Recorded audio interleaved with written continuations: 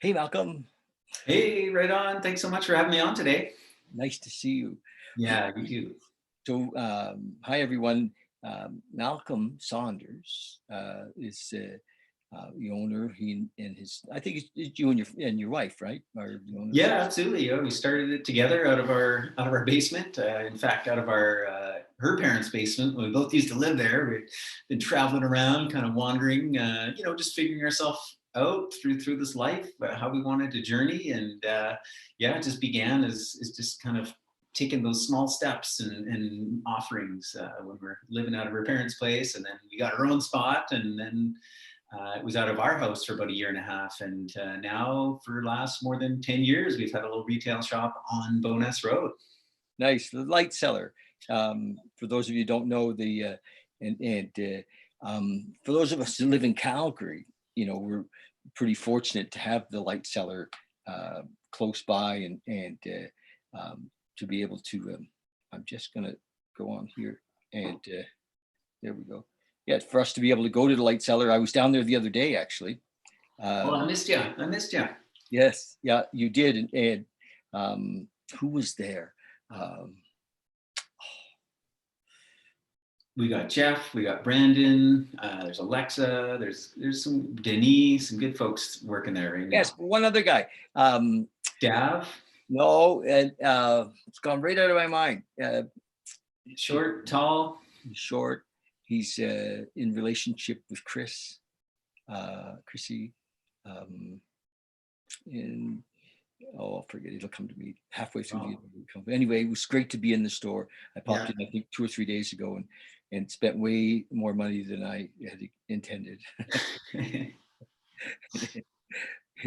It's great that you can stay open. Oh, it's amazing. Feeling so grateful, so blessed to be able to be open and truly like just living our purpose, right? Helping people find and craft their own food and medicine. That's what this has all been about, and we're feeling that even more so these days as people are really looking for, some it's just a continuation of their lifestyle, right? They've been doing this all along. Like immunity is it's up there, and then others that are like, okay, this is a bit of a wake up call. So we're a resource to not only access to those foods, be they herbs, be they medicinal mushrooms, fermented foods, but also that knowledge on what are their benefits and how to prepare them. That's really what we provide. Yes, I bought some reishi powder, extract powder, for my coffee.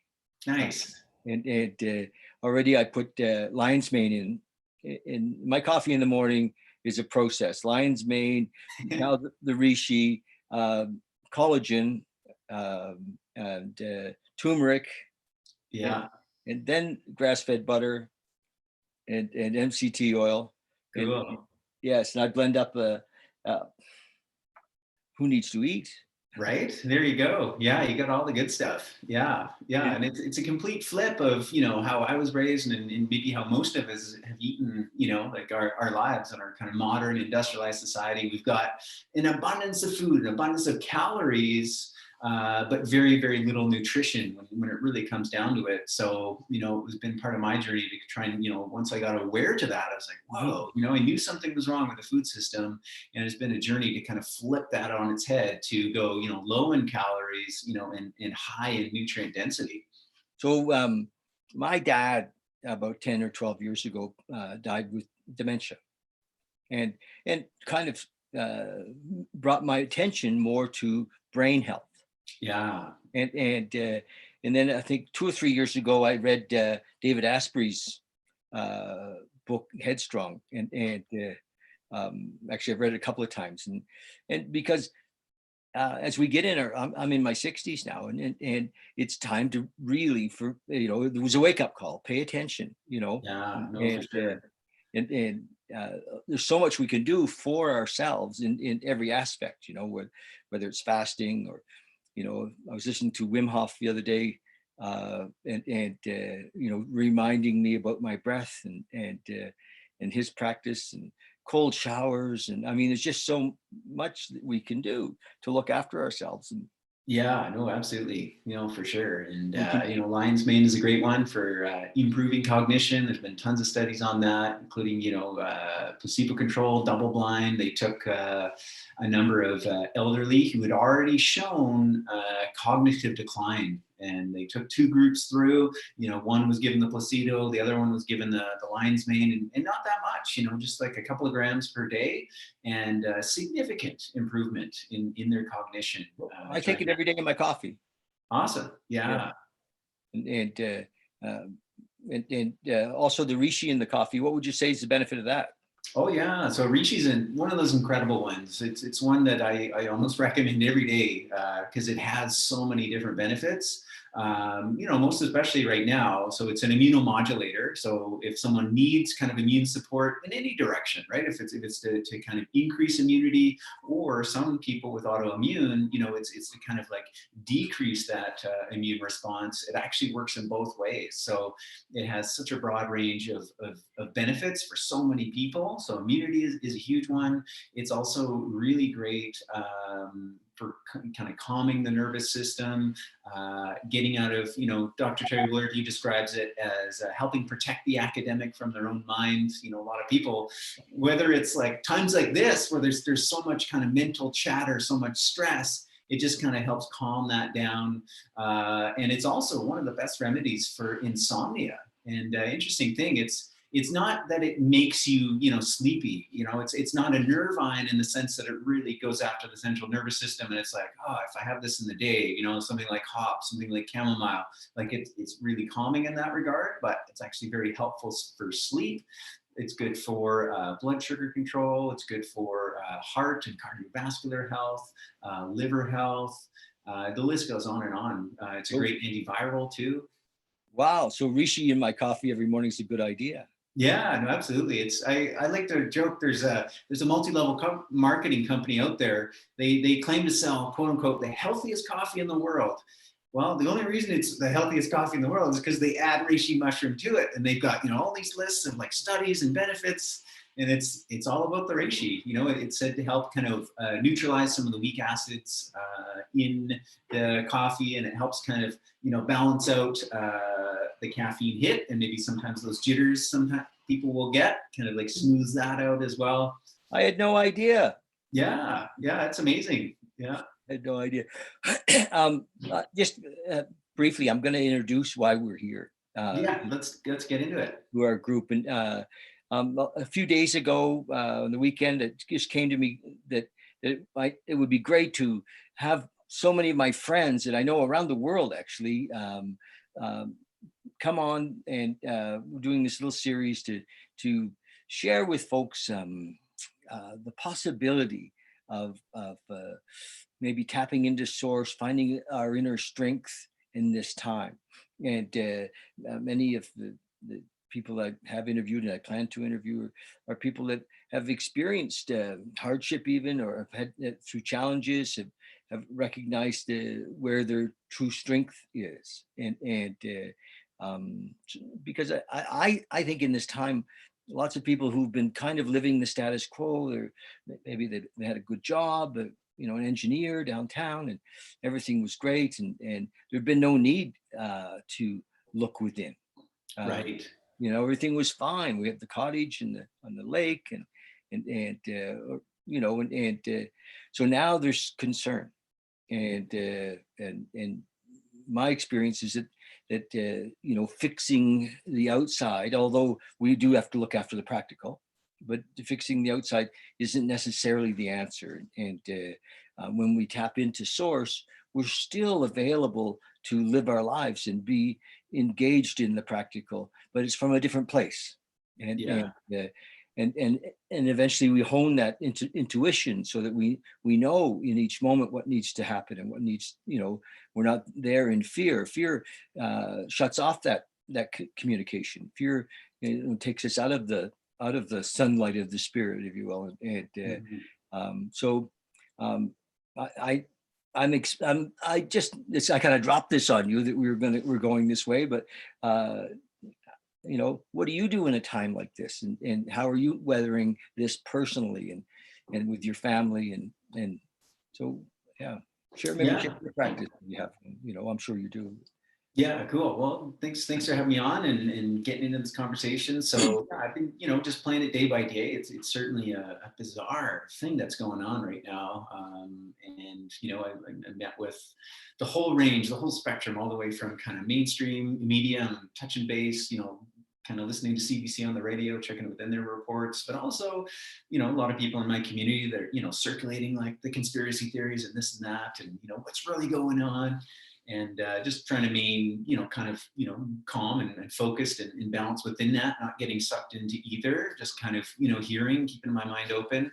And it was a friend of mine, Coach Cohen, who gave some great advice because he's in a similar space. He's a food producer, and a lot of people are reaching out to him. He's on so many phone calls, and he says he's heard everything under the sun, in terms of what could be going on or what should you be doing, and he says, regardless of whatever it is, like it always comes back to, what can I do now? What's most important in this moment, and continuing on that path, regardless of what kind of story might be made up around, the virus and this and that. So, just focusing, taking it day by day, doing good work, helping people wherever they're at, and whether that's, kind of boosting immunity or looking for things to kind of, calm the emotions, or just have a nice, conversation to get perspective.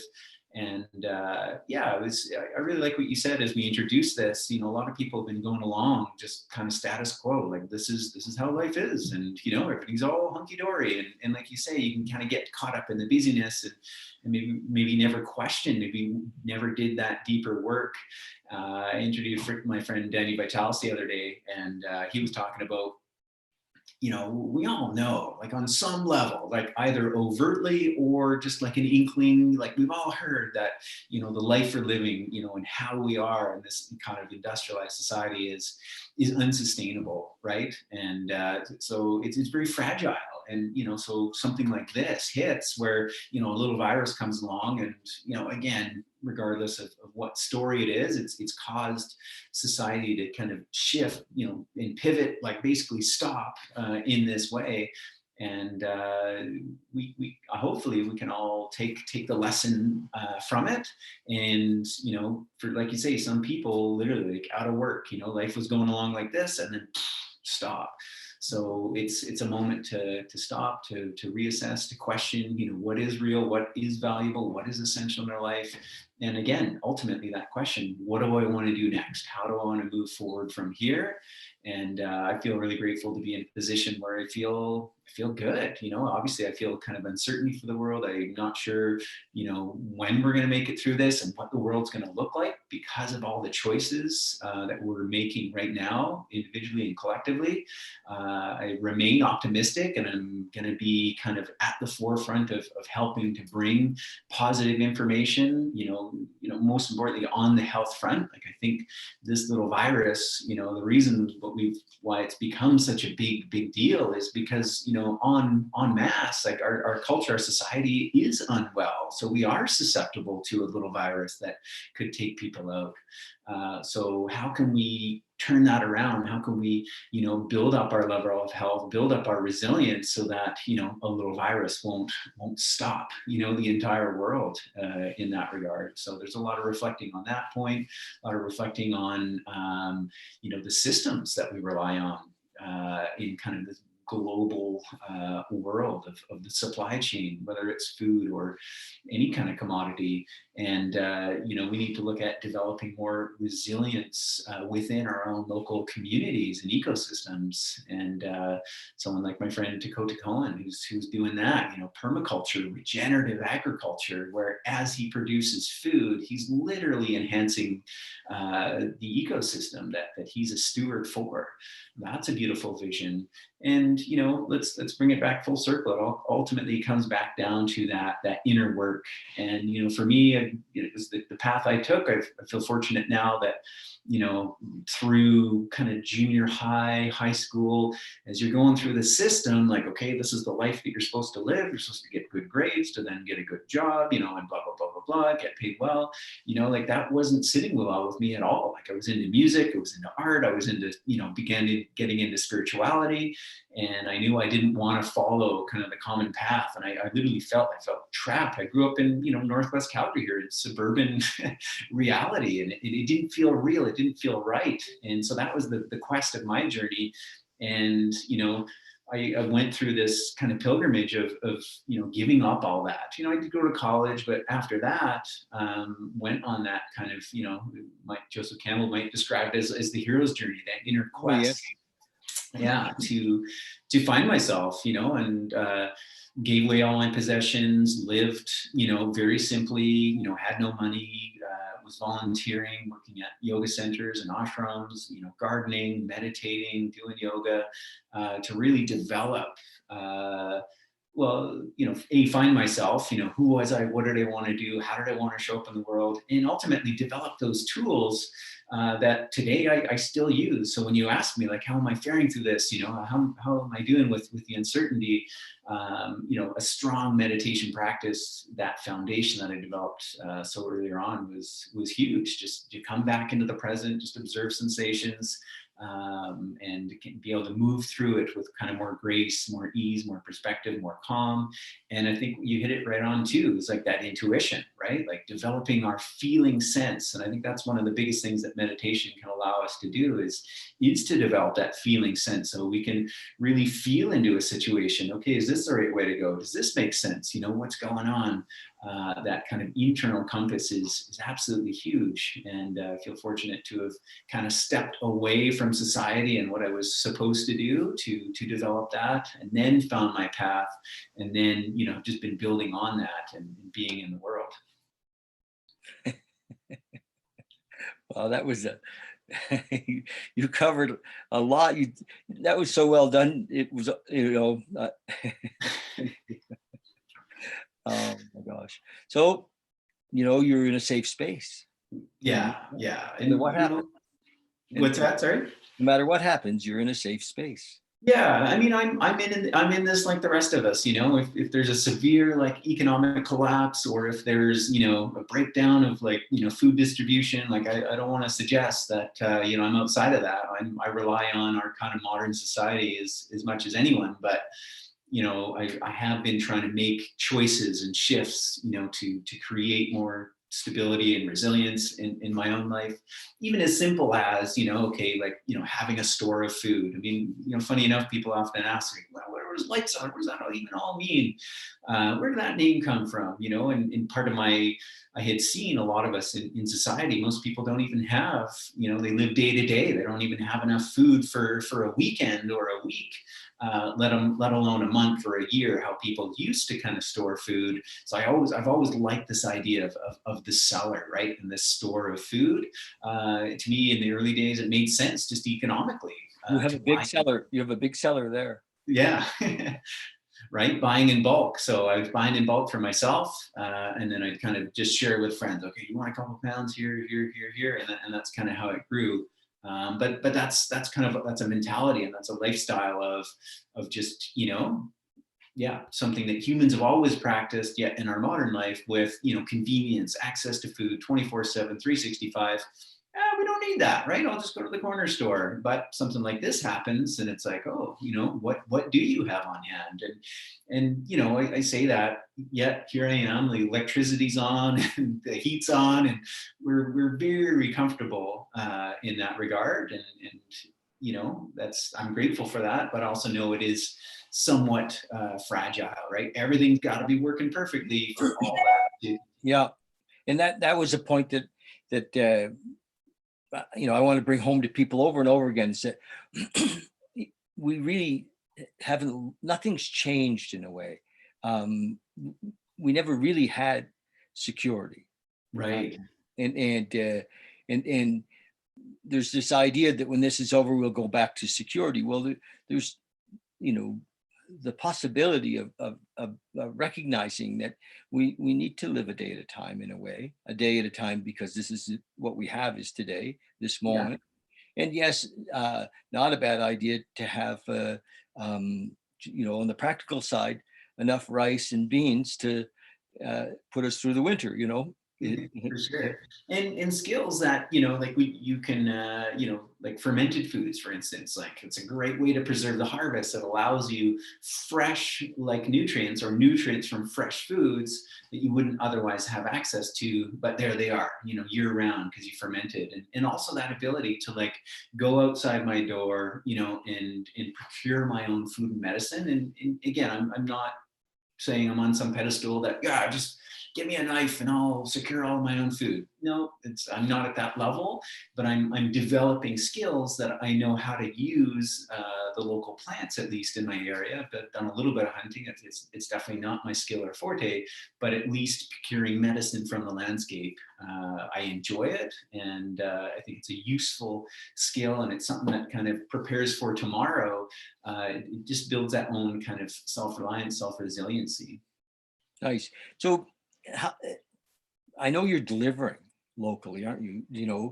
People are calling in and placing orders, and you guys are bringing them out to them. I think that's amazing. Did you always do that, or is that? No, so this is, yeah, I mean, a little bit of both. So we've always had the online store, the web store, and it did okay. It's like we get the odd order once in a while, and we ship it out. But that's definitely increased within the last couple of weeks as people stay home, social distancing, self-isolation, whatever circumstance. So Yeah. we have been shipping out a lot, locally as well as across Canada. There's the odd order that goes to the States, but we're mostly Canadian based, and definitely the heart of it here in Calgary. So yeah, so grateful that we can continue to serve people in that way. And it's anyone's choice, if they are staying home, package can come to their door, or if they want to get out. Like we've had a family, they were traveling, they were kind of on the self quarantine, and they drove by, right? They just like popped the trunk, and we brought out the box, put it in the trunk, they closed it, and away they went.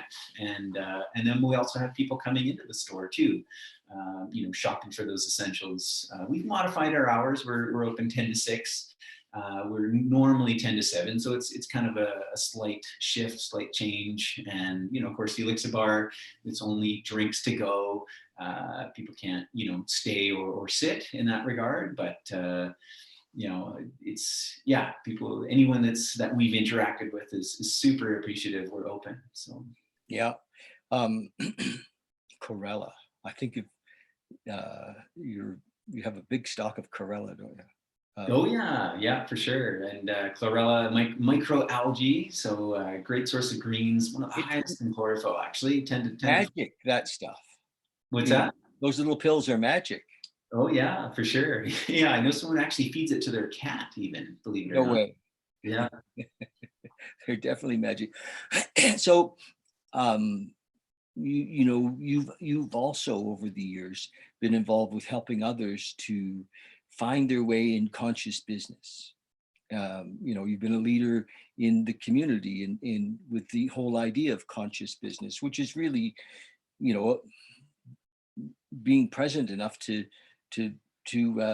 it's not just a set of rules. It's about using our intuition and being and I would think the context that you have, and I hear this in is a context of service. Yeah, absolutely. Providing value, right? I think that idea of conscious business first starts with following a calling, right? It's fulfilling one's purpose, having a passion that lines up with that, and doing it in a way that it truly serves others. Whereas business in past is had such a kind of a negative connotation, like money, marketing, business, right? It's been exploitive. It's been Well, this. often it was based on what can I get Yeah, from yeah, my customer. How much can I get from my customer as opposed to how much can I give my customer? You know, yeah, totally. and and as I've watched you over the years, my feeling about how you run your business is you're providing service with love to Yeah, so there's your products are more than just they're all infused with your goodwill and your good intention and your love. yeah, for sure. And You you ever want to think? know actually where some of that originated from? Some of my earliest experiences in business, and at that time I would not have agreed with myself in saying this. But I never liked having jobs. I would always avoid having jobs. I would pick up, I'd walk a neighbor's dog, or I'd shovel some snow, or I'd just hitchhike. I wouldn't have a job, like not Yep. because I didn't want to work, not because I didn't want to contribute, but it just wasn't what I wanted to do. I found it. I remember when I was 14, I had applied to McDonald's. Believe it or not, it's like one of those things of like, oh, I guess I should get a job. So I applied and had the interview, and they told me to cut my hair.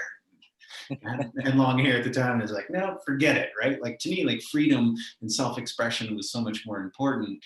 So one of the things I used to do was I used to busk on the street. I had friends, we're all musicians, and we'd have a great time, like go down to the street, jam, this kind of a thing.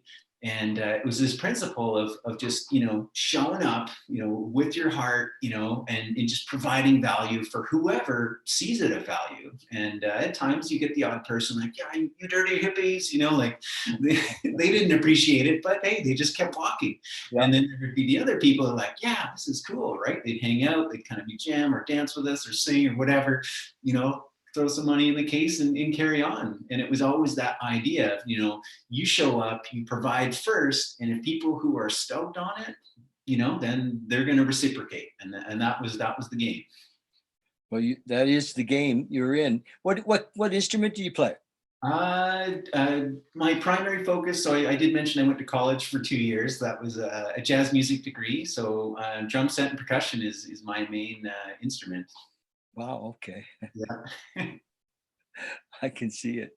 Well, anyway, I think what you're doing is really, really good. And I think that people will be heartened by your attitude.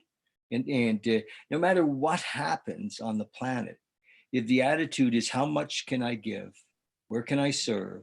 We'll never be without. Yeah, no, totally. And fear drives us into a place of trying to get. Yeah. But love or connection with spirit or God or universal intelligence allows us to be in a position of how can I serve? How can I give back? Yeah. So and you've got that, and you may have been blessed to have come on the planet with it, and some of us have had to get it through hard knocks. Right. Yeah. No, I feel fortunate. I feel like I've got some good karma. So, wherever we come from, we got to just keep generating more and more of the good, right? Yes. So tell us the website now. Yeah, totally. So Light Cellar, LIGHTCELLAR.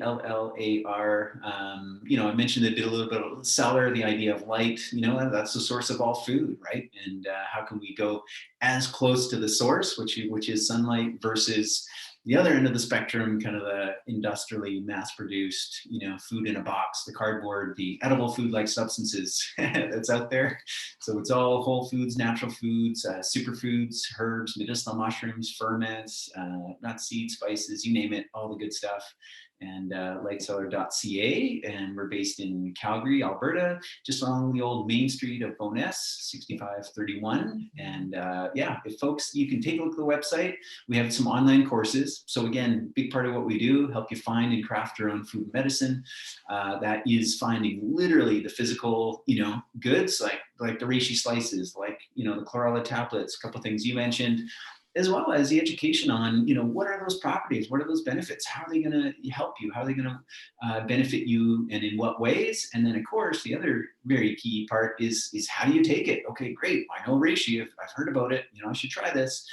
How do we begin to incorporate that into our life? And so that's another big part. All go in the coffee. Yeah, just add it to your coffee. Yeah.